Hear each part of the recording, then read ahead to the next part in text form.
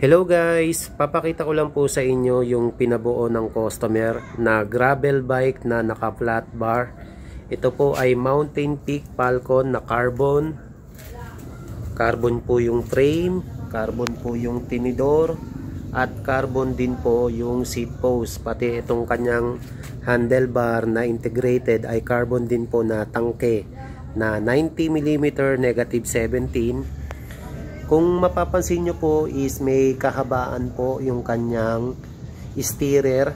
Marami pong spacer kasi bahala na po si customer kung puputulan po niya, kasi mahirap pong magputol agad-agad kasi wala nang balikan yun. At least ito, maganda pong hanapin niya muna yung kanyang position na gusto at siya na lang po ang magpaputol.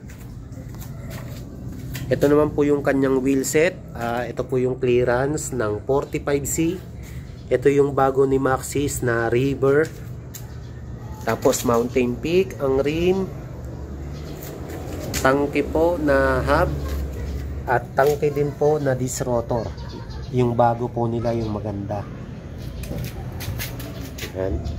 MT200 na hydraulic. Tapos Diore na shifter. Ragusa na grip. Ito po yung kanyang saddle, oh. Tangke po ito, yung bago na kinopya rin po sa kilala at mamahaling brand. Lightweight po, tsaka magaan na rin po siya. Tapos ito po ay naka 1x12 speed. Sagmit Evo Diore na RD. Tapos tangke na 44 teeth at Mountain Peak seal bearing pedal. Tapos tangke na chain. Mountain Peak rim, Maxxis River na 45C. Tapos 6 Powell's 3 teeth na hub, maingay na po yan. So ito po yung kanyang pinabuo na gravel na naka flat bar. More or less po is nasa 30k po yung presyo nito. Hindi ko pa kasi na-compute. Kakabuo lang po, ready for pick up na. Taga Quezon po yung nagpabuo. Maraming salamat po.